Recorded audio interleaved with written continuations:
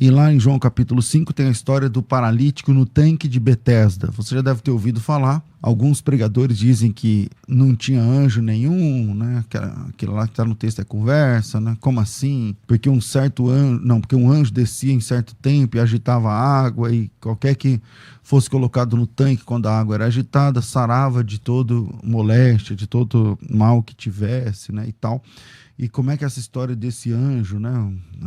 Um anjo trabalha ali, então fica ali de tempo em tempo, o Deus fala, vai, agita a água, aí o anjo agita a água.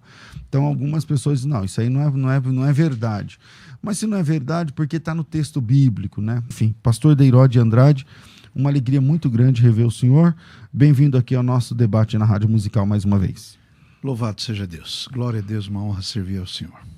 Com a gente também no programa de hoje, estamos recebendo aqui autor do livro Véspera de Avivamento, é pastor na igreja O Brasil para Cristo, lá em Arujá. Bem-vindo, pastor Gessé. Obrigado, pastor César. É uma honra estar aqui mais uma vez na Rádio Musical. Um privilégio conhecer pessoalmente o pastor Deiró de Andrade, uma bênção de Deus, um dos pastores que nós seguimos aí nas redes sociais, e que bom estarmos aqui hoje para falarmos sobre esse assunto. Deus abençoe. Maravilha. Eu comecei aqui com o pastor Deiró de Andrade, então vamos lá, pastor Deiró, sua opinião inicial. A pergunta, tema do nosso programa, o anjo do tanque de Betesda era real? Era uma lenda? Como é que funciona? O anjo era real. João, quando escreveu o texto, não o coloca nos termos de folclore, não o coloca nos termos de uma lenda, mas de um fato. Ele conta um fato. E por esta razão, eu não vejo nenhuma condição de dar a ele uma outra interpretação. Pastor Gessé, na sua opinião, o que acontece lá em João capítulo 5, versículo 4? O anjo era real? Se não é, por quê? Como é que você vai aí iniciar aí o seu debate, sua palavra inicial? Vamos lá. Ok. Este texto, ele que trata do anjo de Betesda, né, famoso anjo de Betesda, ele deve ser interpretado à luz do que nós aprendemos sobre interpretação de texto bíblico. E a hermenêutica, ela vai dizer o seguinte: a escritura interpreta a própria escritura. Quando possível, nós vamos tomar as palavras no sentido usual e comum. E nós temos que levar em conta também a história, levar em conta o contexto, levar em conta a cultura da época. Com essas premissas, com essas linhas que nós vamos traçar, eu vou defender o contrário do pastor Deiró hoje, né? Por quê? Porque quando nós lemos esse texto, em algumas bíblias você vai encontrar esse texto em colchetes, o final do versículo 3 e o versículo 4, muita gente não entende o porquê disso. Quer dizer que em alguns manuscritos, pelo menos os mais antigos, você que está ouvindo a rádio, nós temos 3 manuscritos principais antigos. Na aula de bibliologia você vai ver isso: o Vaticanus, o Alexandrino e o Sináitico. Desses 3, que os mais antigos deles são do século IV, nós não temos em 2 deles este versículo, final do versículo 3 e versículo 4, que é exatamente o coração dessa questão aqui. Esse texto do final do versículo 3 e o versículo 4 inteiro passa a aparecer nos demais 5.840 manuscritos depois do século IV. Então, por esta razão, já falando sobre hermenêutica, usando aqui recursos da primeira matéria que eu já citei, bibliologia, e a segunda, hermenêutica, eu não consigo elementos para acreditar que seja um fato. Parece mais um acréscimo. Bom, pastor Deiró, o senhor encara como sendo um acréscimo essa questão dos manuscritos, o senhor também é um estudioso também dessa área. Como que o senhor defende que o anjo ali é real? Bom, pastor Gessé Odilon é um admirável estudioso e colocou com muita propriedade os manuscritos antigos, mas eu tenho algumas questões para serem postas. Primeiro, parece interessante haver quem creia que o Espírito Santo inspirou toda a Escritura, menos esse texto. Que 5.800 manuscritos constam, 2 não constam, e porque 2 não constam, o Espírito Santo teria então inspirado toda a Escritura que é divinamente inspirada, tarará, tarará, menos isto. Como disse, João não o coloca como lenda, nem o coloca como uma crendice. Na posição de João, naquele texto especificamente ali, é posto como um fato. Como é posto um fato que Moisés joga a vara no chão e ela vira cobra. Como é posto um fato que os magos do Egito fazem a mesma coisa. Como é um fato que a cobra, que era a vara de Moisés, engole. É um fato.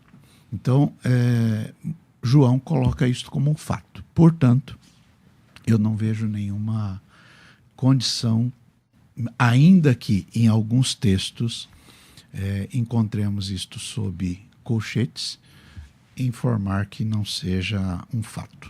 Pastor Gessé, quando o texto aparece entre colchetes na Bíblia, na tradução em português, significa que ele não pertence àquela família de manuscritos, né? Mas não significa que ela foi inventada, não é verdade? Como é que funciona isso aí? Então, eu vou responder sua pergunta, mas a questão da inspiração da Bíblia que nós acreditamos, eu acredito exatamente igual o pastor Deiró. Toda a Bíblia é inspirada pelo Espírito Santo. Mas quando nós vamos ler por exemplo, um credo doutrinário de uma igreja ou um credo doutrinário de uma escola teológica, eles têm o cuidado de dizer o seguinte: cremos na inspiração plenária e total da Bíblia, inerrante e infalível palavra de Deus, nos seus originais. Nos seus originais.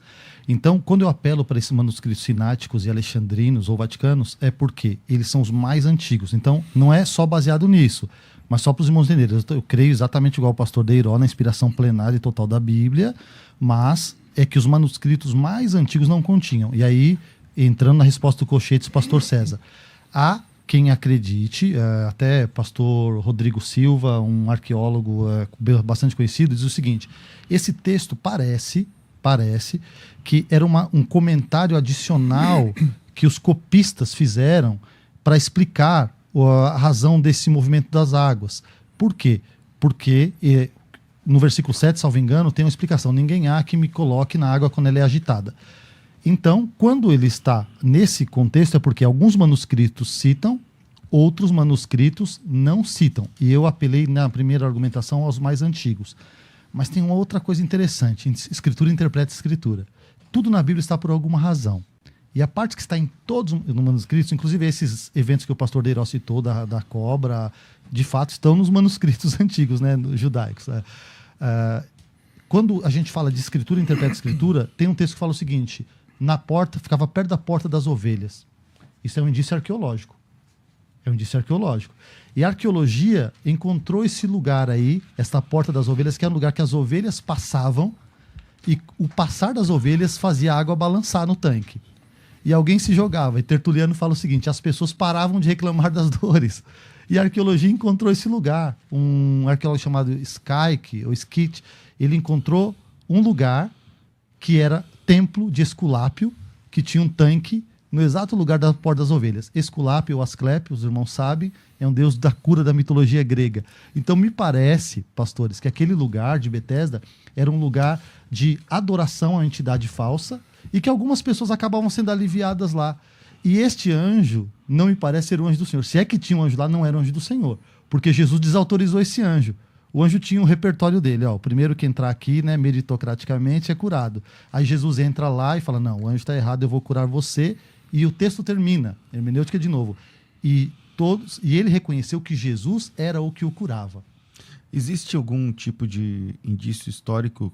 Porque o senhor está falando que vai ter um processo onde tem um deus pagão do paganismo grego ali ao lado do templo de Salomão, que no caso ali na época de Cristo já era o templo de Herodes. E já que o tanque de Betesda ele dista, sei lá, algo como 200, 300 metros do templo, né?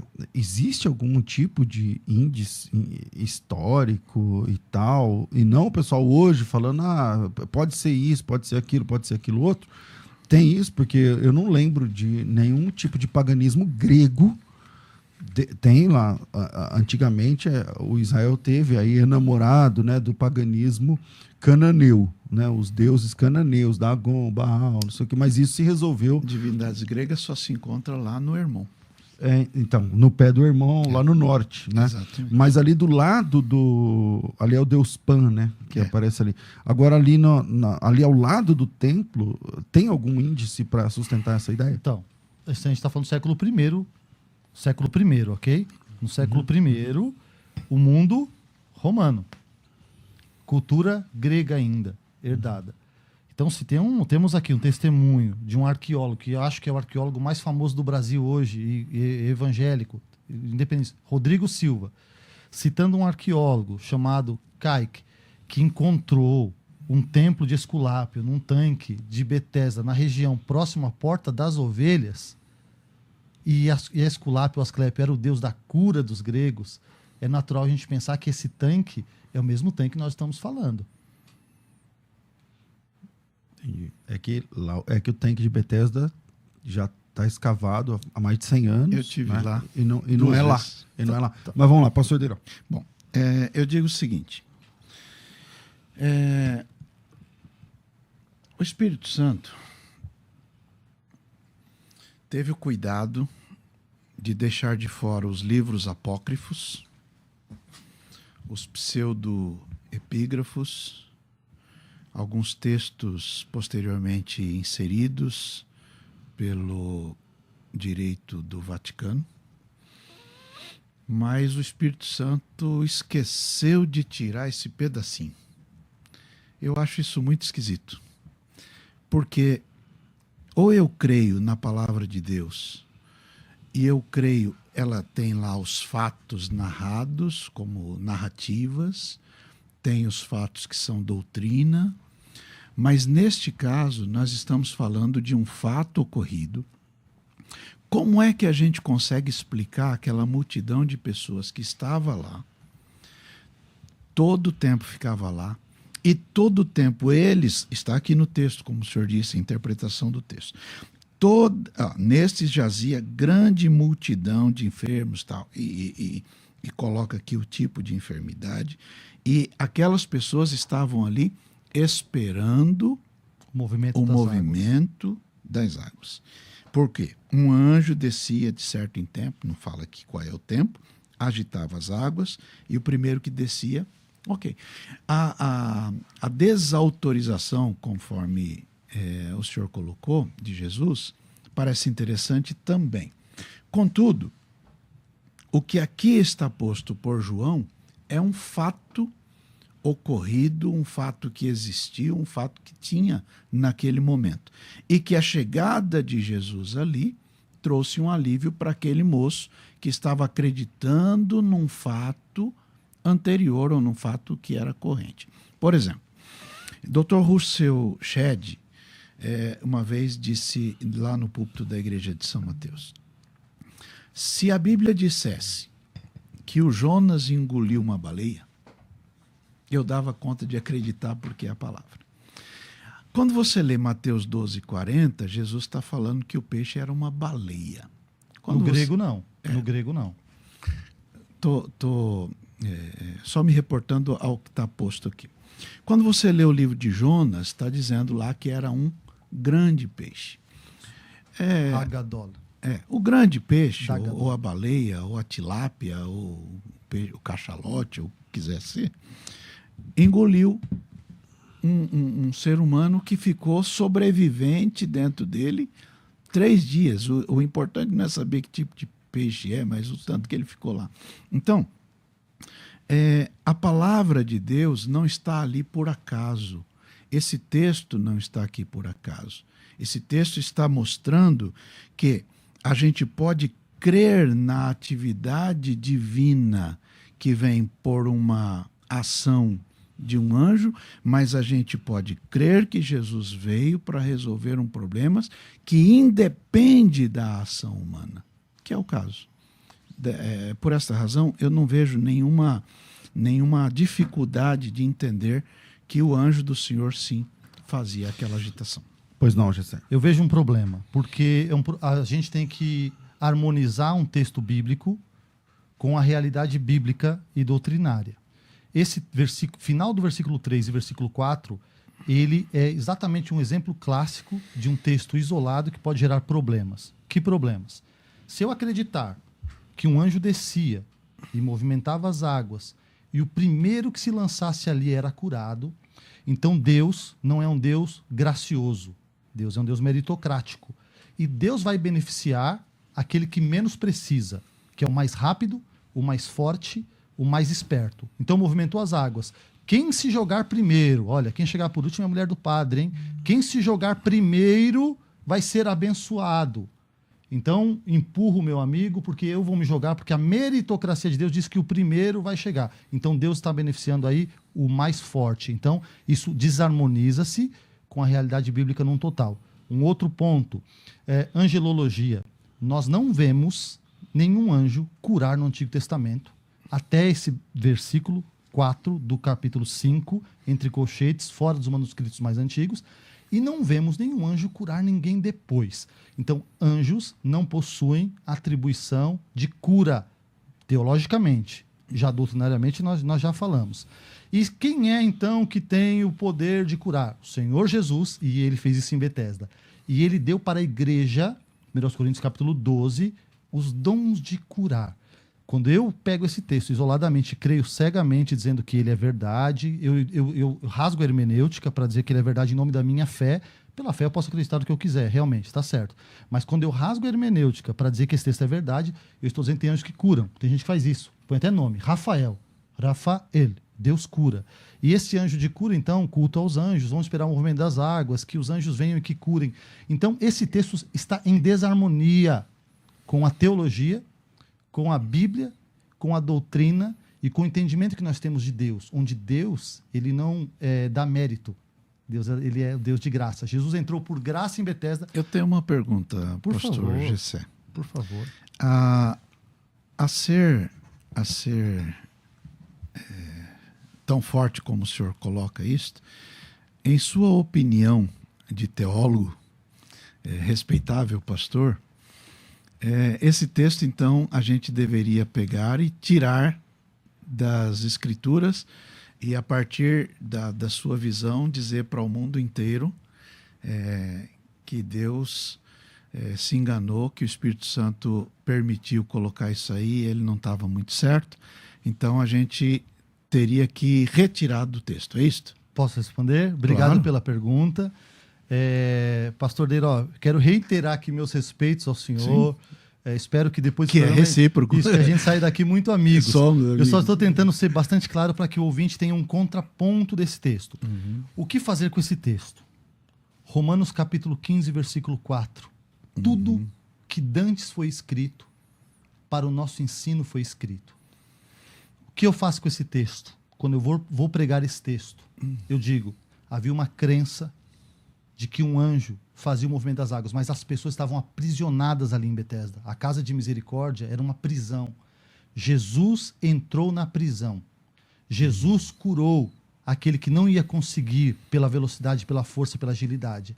E todos, inclusive ele reconheceu que Jesus era o que o curava. Nesse texto, permaneça como está, e nós explicamos para o povo o seguinte: quem cura é o nosso Deus que nós cremos, é o mesmo Deus, Jesus, ele cura. Nós não vamos esperar anjo, não vamos ensinar isso para a igreja. Esse anjo não existe, até porque se existisse, pastor César, esse anjo, quem tirou ele de lá foi o exército romano quando destruiu Jerusalém. Agora vamos lá. Como é que fica? O senhor citou, por exemplo, os códices mais antigos, e o senhor cita, por exemplo, o Códice Vaticanos, né? E você cita também o Códice Sinaítico, que foi o códice, ele é mais completo que o Códice Vaticanos, que foi encontrado por um estudioso no pé do Monte Sinai, chamado Logoberto Constantin von Tischendorf, que era um cara muito importante para a manuscritologia, para o estudo dos manuscritos. Agora, como é que a gente pensa... Obrigado. Agora, como é que a gente pensa a respeito da Vulgata Latina, né? Que ela é anterior a toda essa experiência que nós estamos falando de manuscritos, e ela traz o texto. E como é que como é que pensa, por exemplo, em todos os outros, todas as outras grandes traduções, salvo engano, posso pesquisar, posso estar enganado, inclusive, Mas eu acho que a mais respeitada de todas as traduções da Bíblia no mundo inteiro é a tradução de King James. Salvo engano, ela também traz esse texto. Então, nós temos uma tradução anterior a tudo isso, que é a Vulgata Latina, e nós temos a tradução da King James, que eu posso pesquisar em alguns minutos, posso saber se eu estou certo ou errado. Mas acho textualmente. Acho que tem. E sem colchetes. E sem colchetes. Como é que fica diante desses argumentos? Ok. Então, a gente está falando de uma tradução do manuscrito, né? Então, a gente está falando da cópia, né? A versão que mais popularizou essa história, esse versículo 4, ele passa a surgir no século V, ok? A partir do século V. E Erasmo de Roterdã, se eu não me engano, ele usava uma versão que ele acreditava nisso. Qual foi o... Só para a gente situar o ouvinte no tempo, porque a gente está falando de manuscritologia e tem gente que não está habituado. Vamos pensar assim, ó. O manuscrito, o senhor está citando dois que não tem o texto, que são os mais antigos, o Códice gregos, Sinaítico e o Códice Vaticano. Mas eles são do século IV. Isso, os mais antigos. A Vulgata Latina é do século III. É anterior, portanto. Então, antes de ser descoberto esse material, a Vulgata Latina já traduziu, não sei que texto ela usou, mas ela já traduziu colocando lá a história do anjo, tá certo? Então, nós temos aí uma tradução anterior ao próprio manuscrito, que é a própria Vulgata Latina. Sim. Eu não sou especialista em manuscritologia. No entanto, o que eu posso inferir e embasar é o seguinte: eu estou falando aqui de manuscrito grego, do grego para o grego. Do grego para o grego, eu sei que alguém colocou uma nota explicativa lá, um comentário, e ficou assim. A questão da Vulgata Latina... Que é anterior, né? Então, que é anterior, eu não sei responder isso. Eu teria que estudar um pouco mais. Tá. No entanto, eu sei que tem um homem chamado Tertuliano, que viveu nesse tempo, entre o século II e o século III, que ele acreditava que o anjo fosse literal. Tertuliano, respeitamos Tertuliano. No entanto, eu fico pensando o seguinte: o que aconteceu com esse anjo? Porque todos os ministérios de anjo que nós vemos na Bíblia teve o começo, o meio e o fim. Deus mandou o anjo matar a Síria, ok. Mandou Gabriel enviar a resposta, ok. Esse anjo que ficava lá de plantão, esse anjo plantonista lá de Betesda, por que ele foi para lá? E o que aconteceu com ele depois? O Império Romano tirou esse anjo de lá? Pastor Deiró. Bom, todas as coisas que Deus faz cumpre o seu propósito do seu tempo, do seu lugar e do seu tempo. Naquela batalha lá de Azeca, por exemplo, quando o sol para, a lua para, a Bíblia diz que havia um propósito de Deus naquela batalha. E ali o texto diz que morreram mais pessoas de pedrada, que Deus tacou pedra na cabeça da turma, do que pela espada de Josué. Aconteceu isso outras vezes? Não. Foi um fato para aquele momento. Este caso é um fato que ocorria naquela região. Precisamos lembrar que até aquele momento, ou até a vinda de Jesus, narrada por João no capítulo 1, até a vinda de Jesus e até a inauguração do ministério de Jesus, todas as coisas aconteciam, em tese, sem a presença física de Jesus aqui. Então, o fato de Jesus chegar e transformar aquele ambiente para curar o rapaz fora do assunto do anjo tratando, não vai anular o fato de que Deus possa, como pode, ter feito aquilo. E a questão de meritocracia é como se muitas igrejas ensinam hoje que as pessoas alcançam o benefício da prosperidade porque eles atendem ao chamado de Deus na hora de colocar diante de Deus as suas coisas. Então, em tese, a meritocracia estaria posta na mesma intensidade por conta da obediência que ele teve. Agora, este fato é colocado por João e está posto nos textos bíblicos porque é um fato e não porque era um folclore. Uma afirmação e uma pergunta. Afirmação. O senhor está partindo do pressuposto que esse fato foi colocado por João. Isso daí, nós não conseguimos provar isso. Como também não conseguimos provar que não está. Não conseguimos provar. Mas eu sei, mas o senhor está partindo de uma premissa que quem ouve isso fala, João colocou. Se João colocou, colocado está. A questão é que, se eu for procurar o que a bibliologia me ensina, a pesquisar, o manuscrito original em grego, que nós não temos o que João escreveu, infelizmente, nenhum museu do mundo tem, mas nós temos um texto antigo, que isso não é citado, e nós sabemos... Mas temos outros. Mas inclusive o mais antigo do que aqueles citados pelo tradução senhor. de tradução? Então, tradução de tradução não mas vale. a tradução de tradução de um é a mesma tradução de tradução cópia do outro. De original é cópia de original. Tradução de original é outra coisa. Quando nós vamos ver a Bíblia, não, mas peraí, aí a gente tem que entrar aqui no assunto de manuscritologia novamente. Isso. Vamos lá. De fato, o texto, o Códice Sinaítico, o Códice Vaticanos, ele não traz. E Alexandrino. E o Codex Alexandrino. Agora, a questão de outros manuscritos igualmente em grego, eu não estou falando de tradução, eu citei a tradução da Vulgata, de fato é uma tradução. Porém, eu trouxe a baila porque ela é uma tradução mais antiga, ela é uma tradução cujo escrito foi feito anterior ao manuscrito original. Nós não podemos atribuir inspiração divina para a tradução. Não, mas eu não estou fazendo isso, nem ele. Agora, a questão é assim... Deixa que fique claro para o ouvinte. A questão é a seguinte, não existe somente esses 2 ou 3 manuscritos do texto de João, da escrita joanina. 5.840. 800 e tantos. Agora, que são posteriores. Sim, são posteriores, mas não estou dizendo 1000 anos depois. É um pouco posterior. 500. Talvez um pouco antes. Não, 5, até o quarto. Existem manuscritos que não têm essa mesma porção do texto bíblico. Mas você tem, por exemplo, o manuscrito P52, que é do ano 125. Então, não é dessa porção, né? Exato, não tem esse texto. Perdão, é que nós estamos falando de manuscritos antigos que têm maiores porções, mais completos. Exatamente. Então vamos situar o ouvinte que não sabe, talvez, o que a gente está falando. Então, existem manuscritos, tem o P46, tem o P52, tem o P53. Pesquisem esses nomes que eu estou falando, coloca lá, manuscrito P52. Você vai ver, alguns deles, uma boa discussão se ainda é do século I, ano 80, alguma coisa, ou no máximo ano 125. Então, existem sim manuscritos antigos, mais antigos do que esses. Agora, não tem essa porção. Agora, esse mesmo manuscrito que você cita, ele também, não é só esse o problema doutrinário. Esse mesmo manuscrito que o irmão cita não tem a conclusão longa de Marcos, exatamente, que é Marcos capítulo 16, versículos de 7 em diante. Quer dizer, não conta a ressurreição. Ótimo. Quer dizer que, a partir de então, se não também está, vamos descrer nesses documentos, mas aí eu tenho que fazer um intervalo. Eu quero responder no retorno essa pergunta importante. Está com você, a bola está no seu campo. Porque aí não é só isso também, Mateus 17, 21, tem alguns, João 5, capítulo 5, lá no versículo 4, que é o texto. Romanos 8, versículo 1, segunda parte.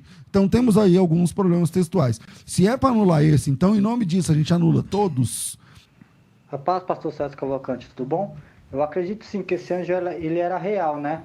Porque a Bíblia fala que quando movia as águas, onde movia as águas, a primeira pessoa que caísse, que mergulhasse, era curada, entendeu?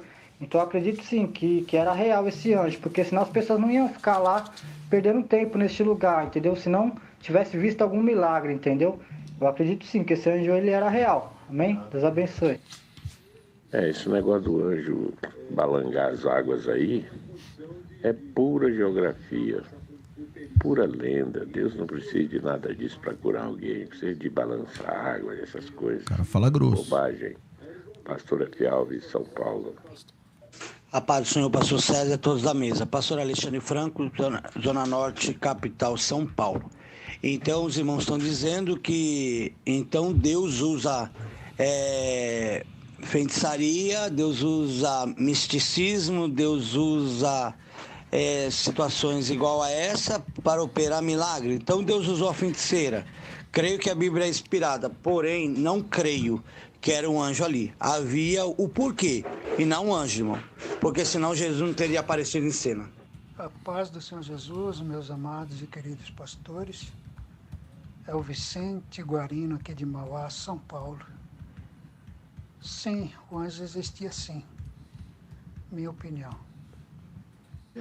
Bom dia, pastor César Cavalcante. Aqui é o Walter de Hortolândia. Se na Bíblia está dizendo que ao movimento das águas, quando alguém descesse lá, era curado, se isso não fosse verdade, Jesus Cristo não tinha desmascarado essa fraude quando ele ajudou aquele paralítico ali nas águas?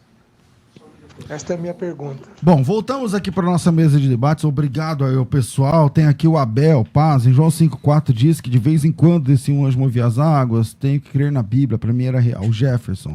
Bom dia, era real. Tanto que Jesus não disse que era lenda. O Marcos, obrigado. O anjo era real. O Elias, penso que se for real, Deus seria injusto, pois quem teria dor de cabeça pularia primeiro, o aleijado, o cego, por exemplo, não teria chance. O Jackson, bom dia. É claro que era real, pois a Bíblia diz que o anjo descia e agitava a água, então é óbvio. O Hugo, Pai do Senhor, a Bíblia é bem clara quando diz que o anjo descia em certo tempo, então concordo que era real o anjo do tanque de Betesda. O Francisco, não acredito que descia o anjo. O Romilson, bom dia. A paz do Senhor Jesus, creio que era real, pois a Bíblia não fala de lendas. O Luiz, é real, que só vinha de ano em ano. O cara já até definiu que era de ano em ano aqui. O Josmailton, aí sim, hein? Eu acho que não, era só a crença deles. O Reinaldo, bom dia. O texto bíblico afirma categoricamente que o anjo descia de tempo em tempo ao tanque, isso prova sua realidade. O Cláudio, acho que não era real. Antes e depois do paralítico não aparece nenhum relato de pessoas curadas ali. O Joraci fala, bom dia, com certeza era uma lenda, e até porque você não acha nenhuma referência bíblica de anjo curando, e principalmente no Antigo Testamento e tal. O Moisés disse que era real, a Vilma disse que era, acredito que era verdadeiro, porque a Bíblia não iria mentir. Voltamos aqui para a nossa mesa de debates, eu deixei a bola no pé do nosso querido Gessé. Vamos lá, Gessé. Pastor César citou alguns textos que também igualmente são em colchetes e que igualmente não aparecem em alguns originais. Por exemplo, Marcos 16, o final de Marcos 16. Quando esse tipo de dificuldade bíblica acontece, nós somos orientados pela hermenêutica a buscar o quê? Contexto. O contexto que é imediato ou mediato, ou contexto remoto. O contexto imediato ou remoto de Marcos 16, mas vamos ao remoto, ele se harmoniza totalmente com os ensinamentos de Jesus, sobre evangelização, sobre a ressurreição que estão nos outros evangélicos, inclusive Mateus, Lucas, inclusive João. Não, mas se você depender só de Marcos, não está lá. Sim, mas não tem problema, porque os outros textos dão testemunho de que aquele trecho se harmoniza com a Bíblia. O de Betesda não tem outro texto que dê esse subsídio para ele. Outros textos, você falou, outros manuscritos. Não, texto bíblico.